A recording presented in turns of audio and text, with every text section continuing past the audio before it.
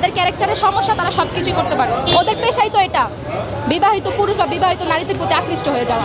ইকরা আপু তো আর দুনিয়াতে নাই। আর একটা নারী কখন দুনিয়া ছেড়ে চলে যায়, এটা আমি একজন নারী হয়ে বলি, যখন দেখে যে এই দুনিয়াটা ওনার জন্য বিষাক্ত, এই দুনিয়াতে ওনার আর কোনো গতি নেই কেউ, তখনই হচ্ছে একজন নারী এরকম একটা স্টেপ নিতে পারে। আর এটার একান্ত দায়ভার হচ্ছে আলভি আর তিথি। এই দুইজনের কারণে হচ্ছে আজকে ইকরা আপু আমাদের মাঝে নাই। কেন?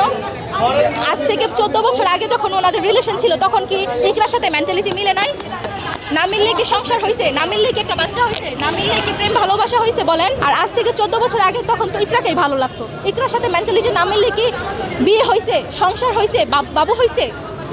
আর এখন 14 বছর পরে এসে বলে তোমার সাথে আমার মেন্টালিটি মিলে না, তোমার সাথে আমার কোনো ফিলিংস নেই। এটা কোনো কথা?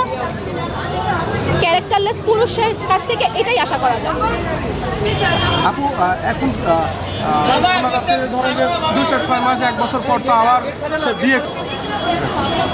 ওনাদেরকে সর্বোচ্চ শাস্তি দেওয়া হোক, আমরা এটাই চাই। বিয়ে কেন করবে? এই সুযোগ কেন বাংলাদেশ ওনাদেরকে করে দিবে? আজকে তিথি আর আলভির জন্য একজন সন্তান মা হারা একটা মানুষ এই দুনিয়াতে নেই। ওনার ফ্যামিলি পুরো ছিন্ন বিচ্ছিন্ন, আবার নাকি পরকীয়ার জয় করে দিয়ে আমরা আবার ওনাদের বিয়েও দেখব। বাংলাদেশের কি আইন নাই? বাংলাদেশের আমি একটাই দাবি করি যে ইকরা, আলভি আর তিথিকে সর্বোচ্চ শাস্তি দেওয়া হোক, যেন ওনাদের শাস্তি দেখে 10 জন পুরুষ বা 10 জন মহিলা পরকীয়া করার আগে 10 বার চিন্তা করে, যেন কারো জীবন এভাবে নষ্ট না হয়, কোনো সন্তান যেন মা ছাড়া না হয়। ইকরা আপুর যে বান্ধবীরা আসলো তারা অনেকেই বলেছেন যে আলভিকে আর বিয়ে করতে দেওয়া হবে না। আলভিকে আর তিথিকে এই মিডিয়া জগৎ থেকে বয়কট করে দেওয়া উচিত। আমরা ওনাদের দুজনকে আর মিডিয়াতে দেখতে চাই না, আর দেখতে চাই না। উনি যদি ভবিষ্যতে বিয়ে করে বিয়ের সুযোগ আমরা দিবই না, ওনাদের শাস্তি দেওয়া উচিত, যাবজ্জীবন কারাদণ্ড নাহলে মৃত্যুদণ্ড দেওয়া উচিত। এই রুবেল হচ্ছে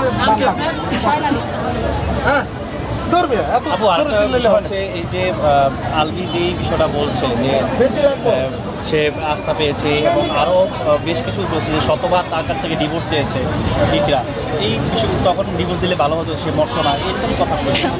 আসলে এমন কথা আমি শুনি নাই যে ইকরা আপু ডিভোর্স চাইছে। ইকরা আপু ডিভোর্স চাওয়ার মতো তো মেয়ে না। যদি ডিভোর্স চাওয়ার মতো মেয়ে হতো তাহলে তার সুইসাইড করতো না, বলেন? আজকাল কি ডিভোর্স দেওয়া কি কঠিন কাজ? মুখের বিষয় ডিভোর্স দেওয়া। আজকাল নারীরাও ডিভোর্স দিতে পারে। উনি একজন স্টাবলিশ নারী, উনি একজন উদ্যোক্তা, তাহলে ডিভোর্স কেন উনি নিজেই দিতে পারতো? ওনার কাছে চাওয়া লাগতো না ওনার হাজব্যান্ডের কাছে। ওনার হাজব্যান্ড ওনাকে মেন্টাল টর্চার করতে করতে এমন পর্যায়ে নিয়ে আসছে যে মেয়েটা ক্ষোভ বা জিদ থেকে হয়তো বা সুইসাইডটা করে ফেলছে। সুইসাইড করাটা কি সঠিক পথ নাকি? সুইসাইড করাটা সঠিক পথ না, কিন্তু আমি একজন মেয়ে হয়ে বলতেছি, একটা তিক্ততা থেকে কিন্তু একটা ঘৃণা জন্ম আসে। তখন মন চায় যে দুনিয়াটা আমার জন্য না, দুনিয়াটা বিষাক্ত। এখানে বর্তমান কি জন্য আসছে? আমরা এখানে ইকরা আপুর সুস্থ বিচার হোক, যেন ওনার একটা সুস্থ বিচার হয়। বাংলাদেশের মানুষ যেন আইন যেন সুস্থ বিচার করে, যেন আলভি আর তিথির একটা কঠিন বিচার